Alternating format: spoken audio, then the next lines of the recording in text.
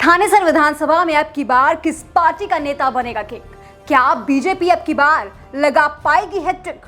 BJP, Congress, JJP या फिर आम आदमी पार्टी इस सीट पर रचेगी इतिहास? साथियों, आज की इस वीडियो में हम बात कुरुक्षेत्र के थानेसर विधानसभा की करने जा रहे हैं। चुनाव का समय नजदीक है तो जाहिर सी बात है कि हर सीट का हाल जानना भी हमारे लिए जरूरी हो जाता है। साथियों, साल 2019 के अगर विधानसभा चुनाव की बात करें तो इस सीट पर बीजेपी ने विजय हासिल की थी। बीजेपी प्रत्याशी सुभाष सुधा ने कांग्रेस प्रत्याशी अशोक अरोड़ा को 882 वोटों से हराया था। भले ही जीत का मार्जिन कम रहा हो, लेकिन जीत तो आखिर जीत ही होती है, चाहे एक ही वोट से क्यों ना हो।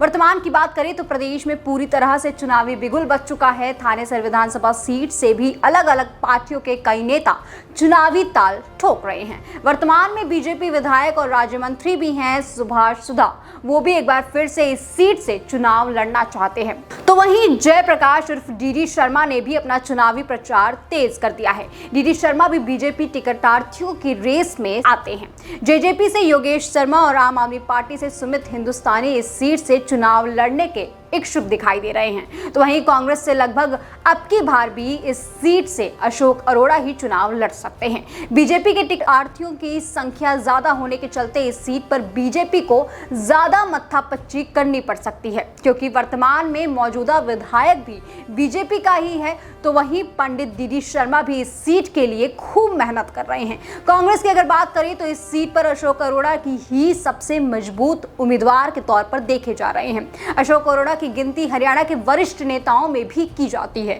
थानेसर विधानसभा के चुनावी समीकरण की अगर बात की जाए तो अब की बार भी इस सीट पर मुकाबला बीजेपी और कांग्रेस में ही दिखाई देगा।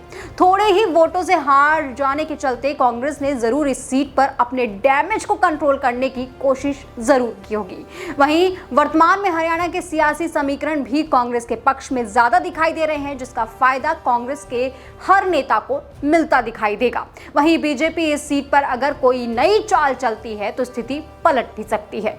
बात अगर जेजेपी और आम आदमी पार्टी की करें तो इस सीट पर इन दोनों ही पार्टियों का इस सीट पर इतना कोई खास जनाधार नजर नहीं आता है। हालांकि इस सीट पर इन दोनों ही पार्टियों के प्रत्याशी चुनाव लड़ते हुए जरूर दिखाई दे सकते हैं।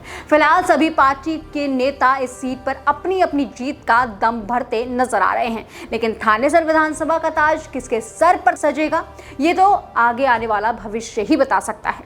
फिलहाल अगले इतना ही। देखते रहिए द एयर न्यूज।